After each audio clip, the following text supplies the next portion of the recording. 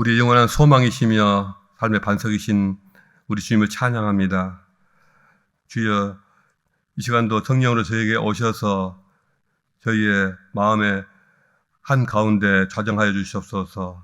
저희의 마음과 저희의 삶과 저희 생각과 저희 행동을 주장하여 주시옵소서. 주의 뜻에 합당한 또 주의 마음에 가장 합한 저희가 되게 하여 주시옵소서.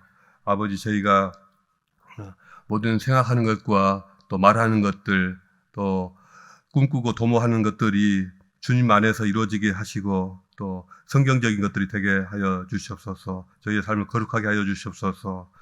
오늘도 주의 말씀을 한마디 마음에 깊이 새기고 나가기 원하오니 하나님께서 저희에게 말씀하여 주시옵소서.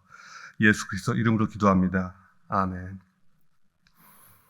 자, 오늘 우리에게 주신 하나님 말씀은 욥기 30장 1절부터 15절까지입니다. 욥기 30장 1절부터 15절까지 한 목소리로 읽겠습니다. 그러나 이제는 나보다 젊은 자들이 나를 비웃는구나. 그들의 아비들은 내가 보기에 내 양떼를 지키는 개 중에도 둘만하지 못한 자들이니라. 그들의 기력이 쇠잔하였으니 그들의 손의 힘이 내게 무슨 소용이 있으리야. 그들은 곧 궁핍과 기근으로 인하여 파리하며 캄캄하고 메마른 땅에서 마른 흙을 씹으며 떨기나무 가운데서 짠 나무를 꺾으며 대사리 뿌리로 먹을거리를 삼느니라.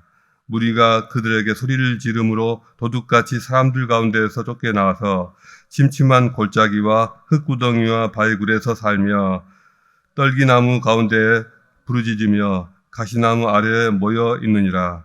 그들은 본래 미련한 자의 자식이요 이름 없는 자들의 자식으로서 고토에서 쫓겨난 자들이니라. 이제는 그들이 나를 노래로 조롱하며 내가 그들의 놀림거리가 되었으며 그들이 나를 미워하여 멀리하고 서심치 않고 내 얼굴에 침을 뱉는도다. 이는 하나님이 내 활시를 늘어지게 하시고 나를 곤고하게 하심으로 무리가 내 앞에서 굴레를 벗었음이라.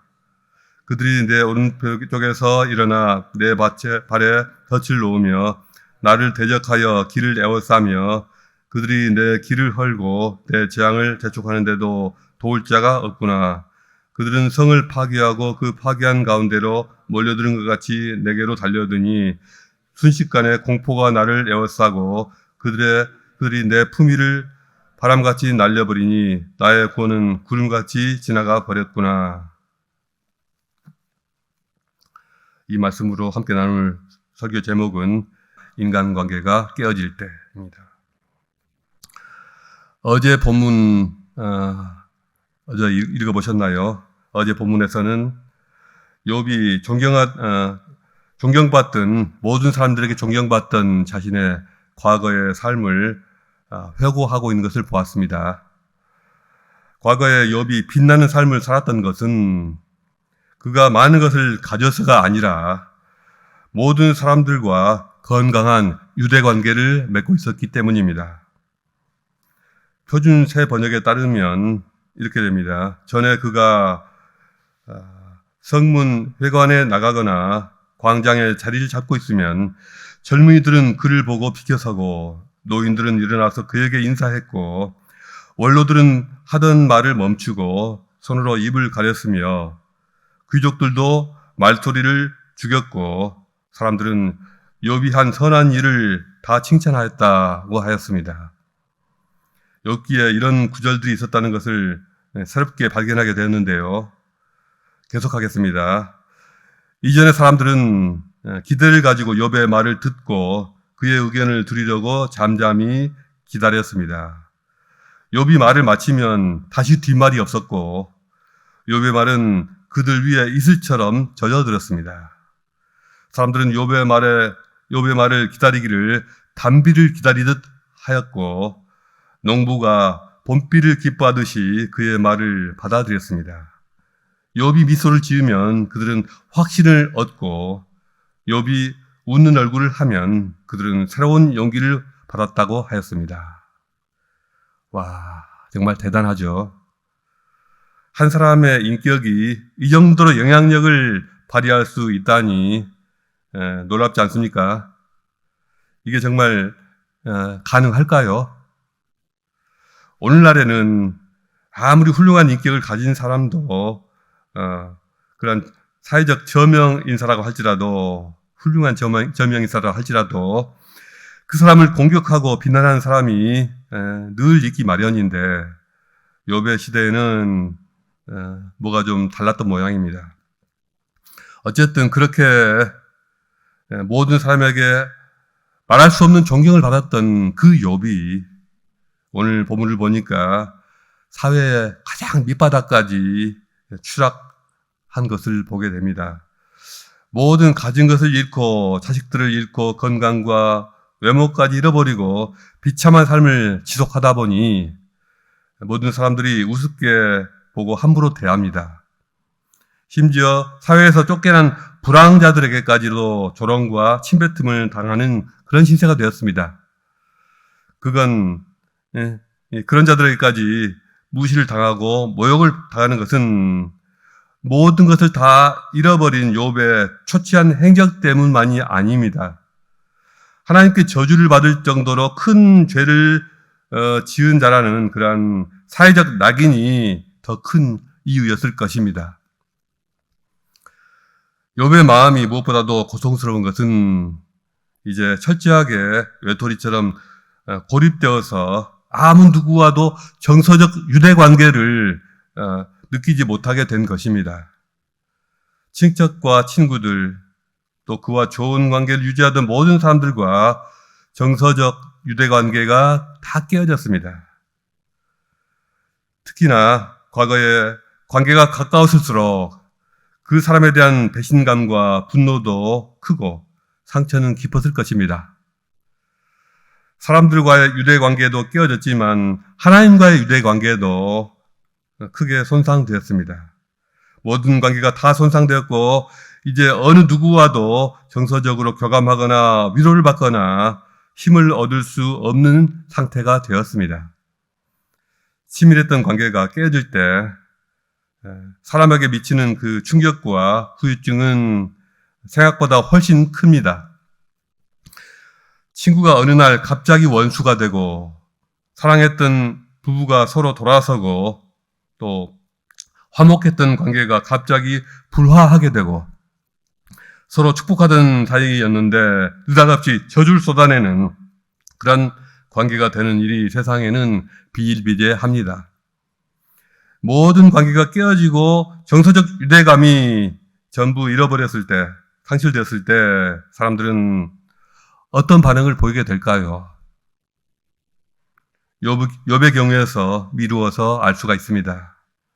가장 먼저 슬픔을 느끼거나 또 분노하게 됩니다. 욥은 새 친구들에 대해서 배신감과 분노를 느끼고 있습니다.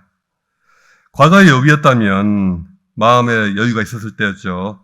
비록 친구들의 부적절한 충고가 있었다 할지라도 훨씬 더 여유 있고 유연하게 대처했을 것입니다. 그러나 모든 유대감이 깨어진 것을 느낀 지금 전혀 딴 사람처럼 민감하게 반응하고 있습니다. 욥은 이렇게 말하고 있습니다. 이제는 너희들도 이러는가? 또 나보다 어린 것들까지도 나를 또 조롱하는구나. 내 양떼를 지키는 개들 축에도 끼지 못하던 쓸모가 없는 자들의 자식까지도 나를 조롱하는구나. 사람 축에도 끼지 못하던 것들까지도 이제는 나를 비웃는구나. 욥의 분노와 슬픔이 어떠했는지를 알 수가 있습니다. 이렇게 심리적으로 의지하던 사람으로부터 배신을 당하거나 사람을 잃고 실현당한 젊은이들, 또 그리고 배우자와 불화하여 헤어지게 된 사람이라면 먼저 분노와 슬픔에 빠지기 쉽습니다. 그 분노와 슬픔 때문에 심리가 불안정해지고 또 난폭해집니다. 극도의 상실감 때문에 심지어는 칼을 들고 상대방에게 찾아간다든가 아니면 스스로 자해를 하거나 자살을 시도하는 그런 경우도 있습니다.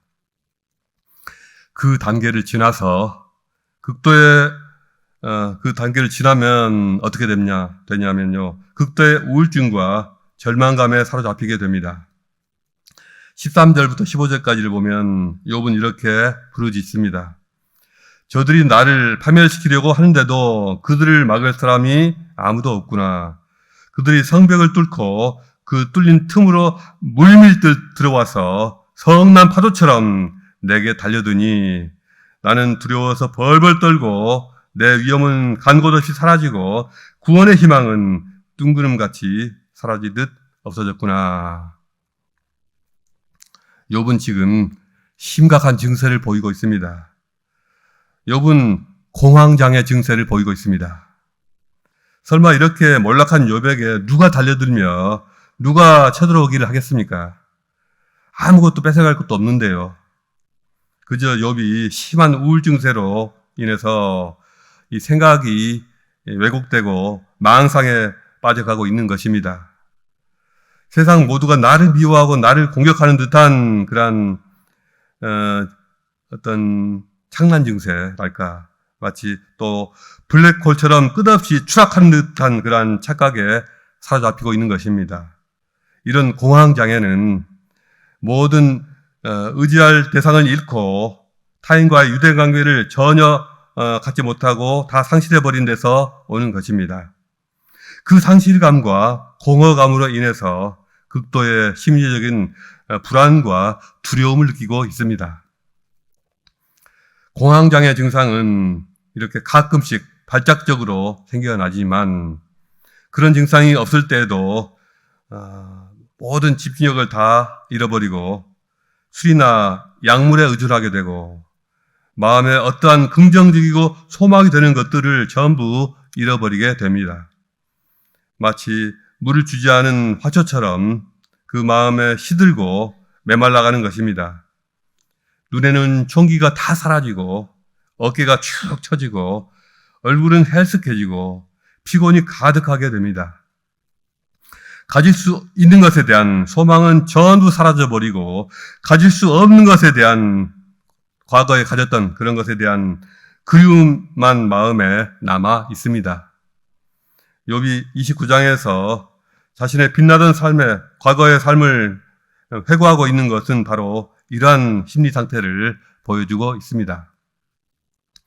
그런 상태가 계속되다 보면 나중에는요, 아예 말을 하지 않고 어느 누구와도 소통을 끊고 스스로를 철저히 고립시키고 다른 사람들과의 유착관계, 유대관계를 차단하면서 누에고치처럼 자신만의 세계에 틀어박히게 됩니다. 아예 다른 사람이나 바깥 세상과의 유대감을 매제할 필요 자체를 느끼지 못하고 있기 때문입니다. 심지어는 자신이 살아있다는 기분조차도 느끼지 못하게 됩니다. 욥이 친구들과 대화를 지속하고 있다는 것은 아직 이런 단계까지는 이르지 않은 것으로 보입니다. 대화를 잃어버리기는커녕 청산유수같이 말을 너무나도 잘하고 있습니다. 그냥 열변을 토하면서 친구들과 싸우고 있습니다. 그러나 이런 상황이 언제까지나 계속된다면 마음이 완전히 무너져서 친구들이 찾아가도 만남을 거부하고 어떤 대화도 거부하고 틀어박히게 될지도 모릅니다. 다행히도 욥은 아직까지도 필사적으로 하나님께 기도하고 있으며 죽을 힘을 다해서 믿음을 잃지 않고자 자기 자신과 싸우고 있고 친구들과 싸우고 있습니다. 사람에게 있어서 소중한 유대관계가 깨어지는 것은 삶 자체가 무너지는 것이고요. 또 그의 정체성까지 무너지게 만드는 것입니다. 욥이 지금 그런 상황에 있습니다. 사람들은 자신이 애착을 갖는 관계가 깨어질까봐 굉장히 두려워합니다. 그것이 얼마나 고통스러운지를 본능적으로 아는 것입니다. 그래서 오히려 다른 사람과의 깊은 유대관계를 그 자체를 맺지 않으려고 합니다. 언제 잃어버릴지 모르니까 두려운 것입니다. 젊은이들은 관계가 깨질까 봐서 두려워서 아예 이성을 만나지 않으려고 하고요. 만날지라도 깊이 빠지지 않으려고 합니다. 만나기 전부터 몸을 사리고 경계하는 것입니다. 경제적인 여건 때문에 잘 만남을 갖기 어려운 점도 분명히 있습니다. 그러나 경제적인 문제가 아니라도 그런 문제가 없을지라도 혹시나 깊이 사랑했다가 깨어질까 봐서 두려워서 아예 사귈 생각조차 안 하는 경우가 있습니다. 어떤 사람은 인간관계란 마치 맛있는 음식과도 같다고 말한 적이 있습니다. 좋은 음식을 위해서는 재료를 잘 선택해야 하고요. 또 조리 기술과 정성이 필요합니다. 인간관계에서도 좋은 사람을 잘 골라서 만나야 하고요. 만나는 사람에게 주님을 대하듯이 진심과 정성을 다해야 합니다. 그러나 달콤한 음식일수록 쉽게 상하고 오래가지 못합니다. 오래오래 보관할 수 있는 음식은 그다지 많지가 않습니다. 인간관계도 마찬가지여서 만나면 짜릿하고 달콤한 그런 만남은 오래가기 어렵습니다. 그리고 오래 보관할 수 있는 식재료에는 대부분 염분이 들어 있습니다. 염분을 뿌리고 염분을 넣는 것입니다. 경상도나 전라도 같이 남쪽 지방의 더운 지방의 음식이 짜게 만드는 이유는 쉽게 상하기 때문이죠. 이렇게 음식에 소금이 필요하듯이 인간관계에도 소금이 필요합니다. 소금은 좋은 것이로되 만일 소금이 그 맛을 잃으면 무엇으로 짜게 하리요? 너희 속에 소금을 두고 서로 화목하라 하시니라.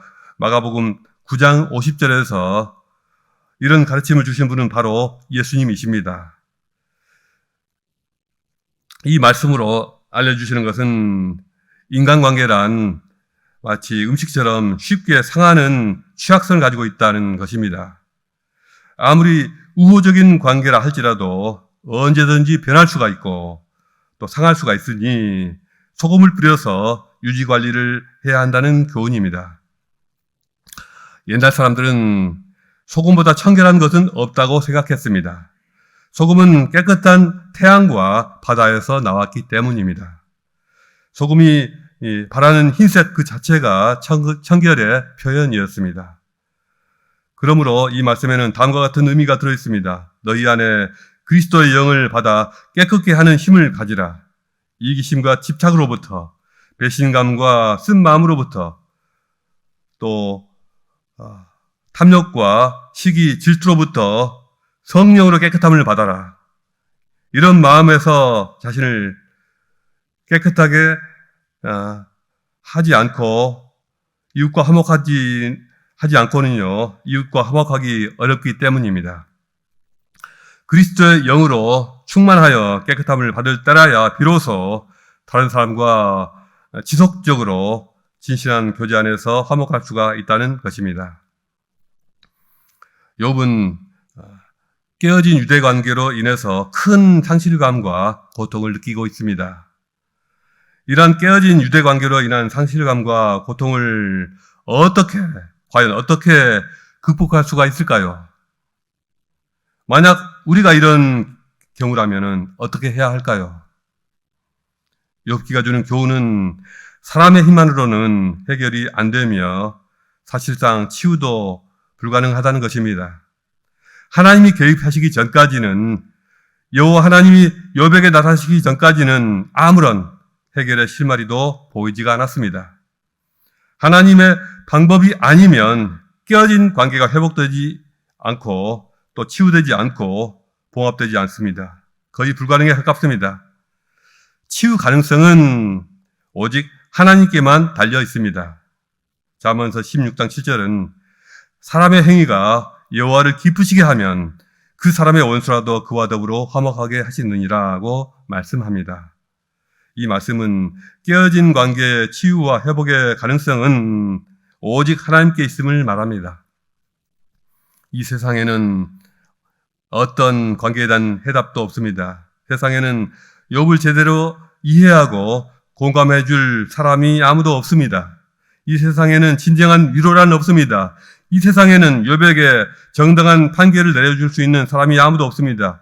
오직 하나님만이 욥의 상황을 아시며 하나님만이 욥을 위로하시며 욥에게 의로운 판결을 내리실 것입니다.